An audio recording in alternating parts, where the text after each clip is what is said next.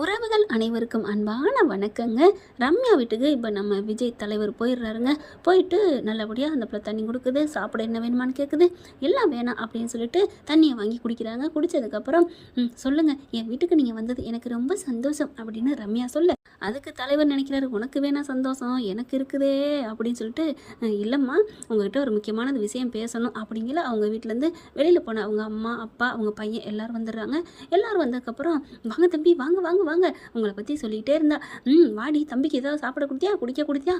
எல்லாம் கொடுத்தேம்மா, ஆனால் அவர் வேணான்ட்டாருமா அப்படின்னு அந்த ரம்யா சொல்லுது. அதுக்கப்புறம், வாங்க தம்பி, அப்புறம் நல்லா இருக்கீங்களா அப்படின்னு சொல்லிட்டு, இதுதான் என் பொண்ணோட பையன், பேரன், பாவம், ஒத்த பையனை வச்சுக்கிட்டு ரொம்ப கஷ்டப்படுறா. அவளுக்கு மனசுக்கு ஏற்ற மாதிரி பையன் வரணும்னு ஆசைப்பட்டோம். அவள் மனசுக்கு ஏற்ற மாதிரியும் அவள் அழகுக்கு ஏற்ற மாதிரியும் அழகாக லட்சணமாக கண்ணுக்கு நிறைவான ஒரு மனுஷனா என் பிள்ளைக்கு கிடைக்க போகுது அப்படின்னு சொல்லல. அம்மா அம்மா அம்மா அம்மா அம்மா அவசரப்பட்டு எதுவும் நீங்கள் பேசிட வேணாம், நான் முக்கியமான விஷயம் பேசத்தாம்மா வந்திருக்கேன் அப்படின்னு சொல்ல எல்லாரும் முகமும் அப்படியே சுருங்குது. என்ன தம்பி, என்ன விஷயம்? நல்ல விஷயம் தானே பேச வந்திருக்கீங்க. இல்லைம்மா அப்படின்னு சொல்லிட்டு ரம்யா பார்த்து கேட்குறாங்க. ப்ளீஸ் சிஸ்டர், கொஞ்சம் புரிஞ்சுக்கோங்க. என்னது சிஸ்டரா அப்படின்னு சொல்லிட்டு அதிர்ச்சி ஆகுறாங்க. ஆமாம் அப்படின்னு சொல்லிட்டு, என்ன சொல்லுங்கள், என்ன விஷயம் சொல்ல போகிறீங்க? நீங்கள் சிஸ்டர் சொன்னதே என் நெஞ்சில் ஈட்டி பாஞ்ச மாதிரி இருக்குது, இப்படிலாம் பேசலாமா அப்படின்னு ரம்யா சொல்ல, தயவு செஞ்சு நான் முழுக்க பேசினதுக்கப்புறம் நீங்களே என்னை பிரதர்னு கூப்பிடுவீங்கப்பா அப்படின்னு சொல்ல, அப்படி பார்க்குறாங்க. என்னங்கடி அவங்க அப்பா அம்மா பார்க்குறாங்க. இது கதைக்கு ஆகாத போல இருக்கே. ஏங்க, நல்ல மாப்பிள்ளையா இருக்கேன், கண்ணுக்கு லட்சணமா, இவன் என்ன கதை சொல்லி முடிச்சாலும் சரி, நம்ம முடியாதுன்னு சொல்லிட்டு என் பிள்ளைய தான் நீ கட்டிக்கணும்னு எப்படியாவது இவன் கையில் காலையாவது விழுந்துருவான்.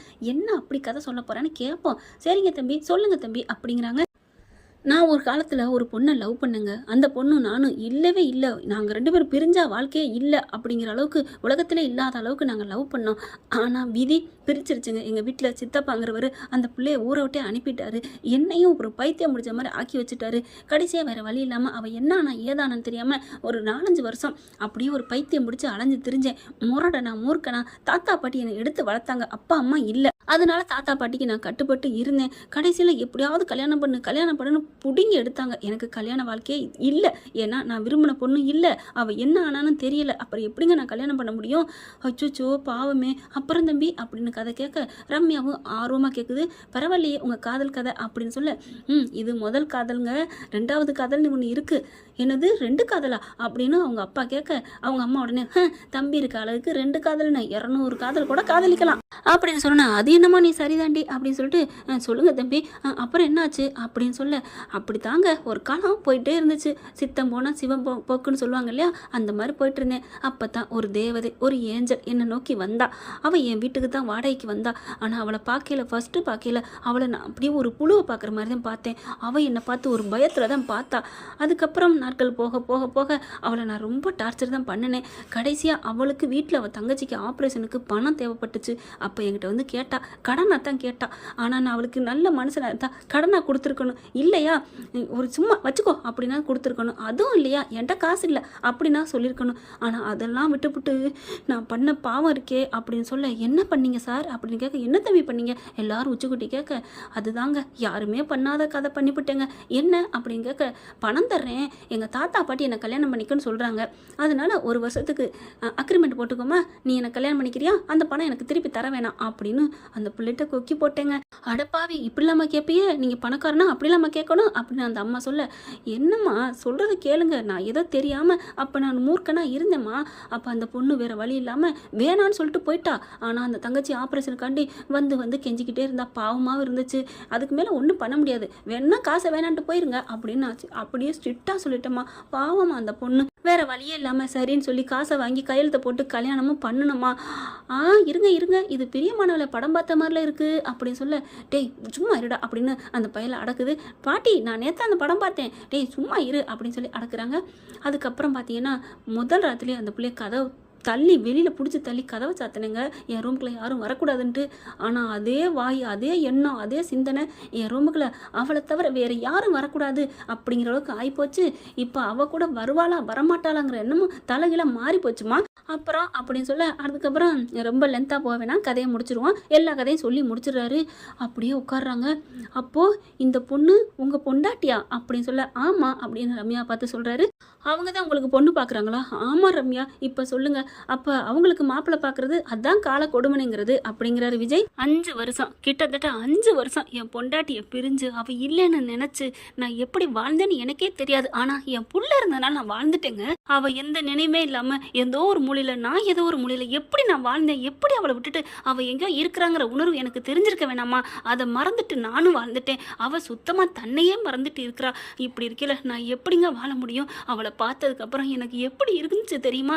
ஓடி போய் கட்டி பிடிக்கணும், முத்தம் கொடுக்கணும், நான் தாண்டி உன் புருஷன், நீ உயிரோட தான் இருக்கியாடி அப்படின்லாம் அழுக ஆசை. ஆனால் தொட முடியலைங்க. அப்புறம் தான் என் அத்தை சொன்னிச்சு, அவளுக்கு உடல்நிலை சரியில்லை, இந்த மாதிரி எல்லாத்தையும் சொல்லிடாதீங்க அப்படின்னு சொன்னதுனால நான் எதுவும் சொல்ல முடியாமல் அவள் போக்கிலே போய்கிட்டு இருக்கேம்மா. இல்லைன்னா நான் ஏம்மா இப்படிலாம் இருக்கணும்? அவள் அது தெரியாமல் எனக்கும் பொண்ணு பார்க்குறா, அவளுக்கும் மாப்பிள்ளை பார்க்குறா. நான் எங்கே போய் சொல்கிறது? என் புள்ள அம்மா அம்மான்னு அம்மா இல்லாமல் அழுகிறா. நான் அவன் மேலே உயிரே வச்சுருக்கேன் தெரியுமா? இந்த உலகத்திலே இல்லாத காதலை நான் அவன் மேலே வச்சுருக்கேன். ஆனால் அவள் என்ன புரிஞ்சுக்கல. அவன் மேலேயும் தப்பு இல்லை. ஆனால் எப்படிங்க அவளை விட்டுட்டு நான் எப்படிங்க வாழ முடியும்? என்னோட காதல் பூரா கதையை உங்ககிட்ட சொல்லிட்டேன். இப்போ சொல்லுங்கள், இப்போ நான் என்ன பண்ணலாம் அப்படின்னு விஜய் உண்மையிலே அழுதுறாருங்க. கண்ணை தொடச்சிட்டு சொல்லிட்டே அப்படி கண்ணை தொடக்கிறாரு.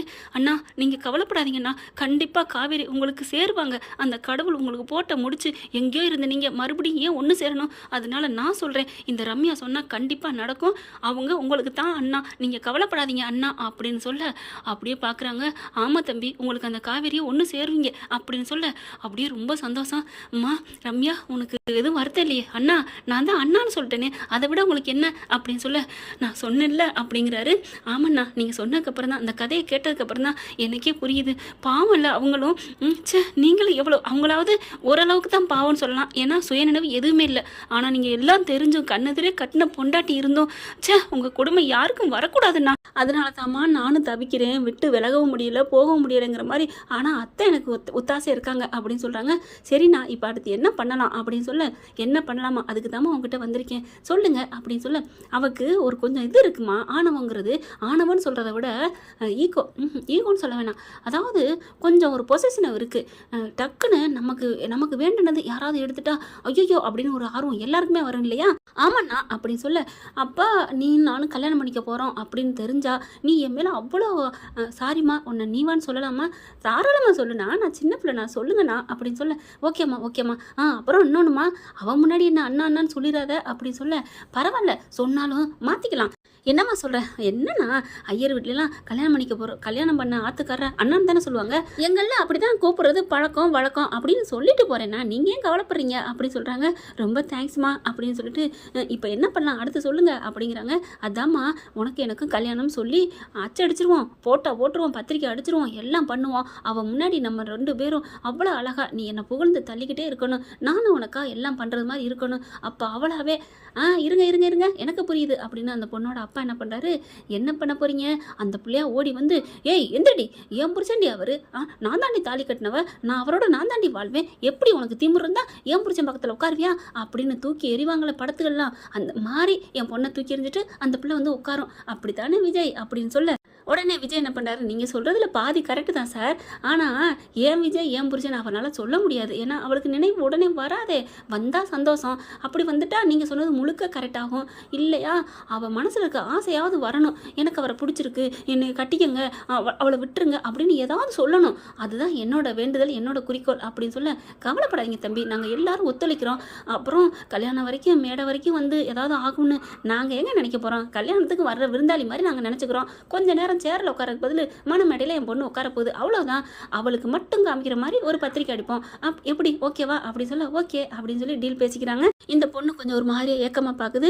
என்னம்மா அப்படின்னு கேட்க, ஒன்றும் இல்லைண்ணா, நான் இனிமேல் அண்ணா தங்கச்சின்னு சொல்லிட்டு இந்த மாதிரி நினைக்கக்கூடாதான், இருந்தாலும் உங்கள் கதையை கேட்டதுக்கப்புறம் உங்கள் மேலே ஆசையெல்லாம் இல்லைண்ணா, இருந்தாலும் உள்ளுக்குள்ள ஒரு ஓரத்தில் ஏதோ ஒன்று தடுக்குதுண்ணா அப்படின்னு சொல்ல, என்னம்மா பண்ணுறது, சரி விடுறா அப்படின்னு சொல்லிட்டு கிளம்புறாங்க.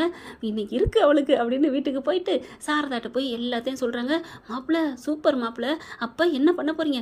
பொண்ணு வீடு பார்க்க போகிறோன்னு சொல்லி கூப்பிட்டு போகிறோம், பொண்ணை பேசி முடிக்கிறோம், கல்யாணத்தை வைக்கிறோம், காவேரிக்கு பொங்கலை படைக்கிறோம் அப்படின்னு சொல்ல அப்படியே ஐஃபை அடிக்க பார்த்தா வர்றாங்க காவேரி. என்ன 2 பேரும் சந்தோஷத்தில் இருக்கீங்க, என்ன விஷயம்? அதுவா ஒன்றும் இல்லடி, இந்த பொண்ணு பார்த்த நீ சொன்னில்ல அந்த ரம்யாவமே, ஆமாம் அதுக்கு என்ன இப்போ, அந்த பொண்ணுக்கும் விஜய்க்கும் செட் ஆயிடுச்சா முடி அப்படின்னு சொன்னோன்னே அவங்ககிட்ட வேலையை பார்த்துட்டு இருந்தவங்க, என்னது செட் ஆயிடுச்சா? ஆமாடி, 2 பேரும் கல்யாணம் பண்ணிக்கலான்னு பேசி முடிச்சிட்டாங்களாம். என்ன சொல்கிறீங்க? ஆமாடி. எப்போ முடிச்சிங்க? அடி ஃபோனில் தாண்டி. ஃபோனில் முடிக்கிறதுலாம் சரியாக வருமா என்ன? ஏய், பொண்ணு மாப்பிள்ளை பார்க்குறதே ஃபோனில் வைக்கல, பேசி முடிச்சா சரியாக வரதா என்ன? என்னடி நீ பாட்டுக்கு லூஸ் மாதிரி பேசுகிற அப்படின்னு சாரதா சொல்கிறாங்க. என்ன இது படக்குன்னு முடிச்சு விட்டாங்க சோழியை, நம்ம பாட்டுக்கு அப்படியே இழுத்தடிக்கலான்னு பார்த்தா மனசுக்குள்ளே ஒரு மாதிரியா நெருடல் வருது. அப்புறம் என்ன விஜய், எப்போ பேசி பொண்ணு வீடெலாம் பார்க்க போவேணாமா? அதை தாங்க சொல்ல வந்தேன். எனக்குன்னு யார் இருக்கா? எங்கள் வீட்டில் எங்கள் தாத்தா இருக்கா, எங்கள் சித்தி சித்தப்பா, இங்கே நம்ம சாரதா அம்மா, நீங்கள் எல்லாரும் வரணும். ஏன்னா கண்டிப்பாக நீங்கள் இருக்கணும். எனக்கு அந்த வாழ்க்கை வழி தெய்வத்தை காமிச்சு கொடுத்தது நீங்கள் தானே. என்ன காவேரி மிஸ் அப்படின்னு சொல்ல அப்படியே பார்க்குறாங்க. அவள் கல்யாணம் பண்ணி வந்ததுக்கப்புறம் அவளை தங்கத்தட்டில் வச்சு தாங்கணும். ஏன்னா என் பிள்ளைய கண்ணுக்கு கண்ணா பார்த்துக்கிறேன்னு சொல்லிட்டா. அது மாதிரி அவன் பையனையும் நான் பார்த்துக்கிறேன்னு சொல்லிட்டேன். அந்த பிள்ளை யாருக்கு பிறந்தா என்னங்க? என் வீட்டுக்கு என்ன நம்பி வந்துட்டா? அவன் என் பிள்ளை மாதிரிங்க, என் பிள்ளை தாங்க. அவன் எனக்கு மூத்த பிள்ளை, என் பிள்ளை இந்த பொம்பளை பிள்ளை 2வது பிள்ளை. 2 பிள்ளை எங்களுக்கு போதுங்க, சந்தோஷம் வாழ்ந்துட்டு போகிறோம். அதுக்கப்புறம் என் பொண்டாட்டியா இப்படி என் பொண்டாட்டியாக ஆசைப்பட்டான்னா என் ரம்யா ஆசைக்காண்டி ஒரு பிள்ளையை நாங்கள் பெற்றுக்குவோம். அதோட போதுன்னு முடிச்சுக்கிட்டு ஃபேமிலி பிளானிங் பண்ணிவிட்டு சந்தோஷமாக வாழுவோம். அவள் என்ன எள்ளுன்னா நான் என்னையா நிற்கணும்? நோ, என்னைக்கு மேலே வடச்சட்டிக்கில் ஊற்றிடுவேன். அந்த அளவுக்கு நான் அவன் மேலே பாசத்தை கொண்டாடணும். என் மேலே எவ்வளோ உயிராக்க தெரியுமா? பாப்பா நல்லா இருக்காளா? பாப்பா என்ன பண்ணுறா? பாப்பாவை நான் பார்க்க வரணும். ஐயோ, பார்க்கங்காட்டிலுமே பாப்பாங்கிறா. ஆனால் பார்த்தமே ஒரு பொண்ணு பக்கத்தில் படுப்பாளா, இடையில படுப்பாளா? எப்படி கேட்டா தெரியுமா? அப்படியா தம்பி? ஆமாம் தான், ஆமாம். ஆனால் இந்த பிள்ளை சொல்லிச்சு, இங்கே பாருங்க, நம்ம 2 பிள்ளையும் நம்ம கண்ணா வச்சுக்கணும். நான் அம்முவை நான் பார்த்துக்குவேன், நீங்கள் பையனை பார்த்துக்குங்கன்னு சொல்லிட்டா. நான் 2 பிள்ளையுமே பார்த்துக்குவேன் விடுன்னு சொல்லிட்டேன். அப்பாடா, என் லைஃப் செட்டில் ஆகிடுச்சுப்பா. இனிமேல் நான் என்ன ஆக போகிறோன்னு நினச்சி பயந்துட்டு இருந்தேன். காவேரி கை கொடுங்க அப்படின்னு கையை கொடுக்குறாரு. அந்த பிள்ளைக்கு அப்படியே சொல்லுவாங்க இல்லையா, முள்ளு மேலே நிற்கிற மாதிரி. அந்த பிள்ளைக்கு பாதி மனசு இல்லைங்க. அதுக்கப்புறம் ரொம்ப தேங்க்ஸ் காவேரி, கோச்சுக்காதீங்க, தப்பாக எடுத்துக்காதீங்க அப்படின்னு ஒரு ஹக் பண்ணிடுறாரு. அதில் இந்த பிள்ளை மெயும் உரியிருதுங்க. சாரதா பார்க்குது, மவளே நீ பயப்படாதடி, ஆனாலும் உனக்கு வேணுண்டி அப்படின்னு நினைக்கிறாங்க. அதுக்கப்புறம் டக்குன்னு காவேரி ரூம்குள்ளே போகல. காவேரி மிஸ் எங்கே போகிறீங்க? ஏன் எதுக்கு இப்போ கேட்குறீங்க? இல்லை, நான் 1 மணி நேரத்தில் பொண்ணு வீடு பார்க்க வரோன்னு சொல்லிட்டோம், கிளம்பணும். கிளம்புனா போயிட்டு வாங்க. என்ன மிஸ், பொண்ணு பார்த்தது நீங்கள் தான், நீங்கள் வராமல் எப்படி? எனக்கு தலைவலிக்குது, என்னால் வர முடியாது. என்னடி தலைவலிக்குதுன்னு சொல்கிற? இந்த சுக்கு காப்பி கொண்டாரே, ஒரு மாத்திரை போடு, 1/2 மணி நேரத்தில் உனக்கு பஞ்சா பறந்துடும்ல. அது அப்போ இப்போ இது பயங்கரமான தலைவலி, நான் வரல. ஏய், நீ வரலன்னா எப்படி? சரி விடுங்கம்மா, போயிட்டு போகிறா. என் ரம்யா எனக்கா காத்துட்ருக்கா, நம்ம போவோம். என் ரம்யா செல்லத்தப்பா போய் அந்த கண்ணை இருக்கும் பாருங்க, கொழுன்னு அந்த கண்ணத்துலேயே கிள்ளி விளையாடணும் போல இருக்குது. சரிம்மா நீங்கள் கிளம்புங்க, நான் கார் எடுத்துட்டு இங்கே வந்துடுறேன், ரெடியாக இருங்க அப்படின்ட்டு போக காவேரி செம்ம காண்டாகிறாங்க. என்ன இது, இந்த மனுஷன் இப்படி பண்ணுறாரே அப்படின்னு நினைக்கிறாங்க. இங்கே விஜய் தாத்தா வீட்டுக்கு வந்து எல்லா விவரத்தையும் சொல்கிறாங்க. ஏண்டா விஜய், எதுக்குடா இந்த விபரீத விளையாட்டு? தாத்தா சும்மா இருங்க தாத்தா, அதெல்லாம் சரியாக வரும் அப்படிங்கிறாங்க. ஏதாவது பிரச்சனையில் முடிஞ்சிடாமடா, அதெல்லாம் பார்த்துக்கலாம் தாத்தா அப்படின்னு சொல்லிட்டு எல்லாரையும் கிளப்பிக்கிட்டு இங்கே காவேரி வீட்டுக்கு வர்றாங்க. இங்கே சாரதா பார்த்தா அப்படியே மேக்கப் பண்ணுறதுன்னு அப்படி இப்படி. என்னம்மா என்ன ஓவராக இருக்க மாதிரி இருக்குது காவேரி கேட்குறாங்க. ஏய் உனக்கு என்னடி இது, நீ தொடங்கி வச்சதானே, நான் நடத்தி வைக்கிறேன். பாவண்டி அந்த புள்ள, தாயிலா புள்ள, அந்த பிள்ளையும் தாயிலா புள்ள, அவன் பெற்று வச்சிருக்கான், அந்த பிள்ளையும் தாயிலா புள்ள, அவங்களுக்கு நம்ம தானடி வழிகாட்டணும் அப்படின்னு சொல்லிட்டு பேசிக்கிட்டு இருக்கல. கேன்னு அலாரம் கேட்குது.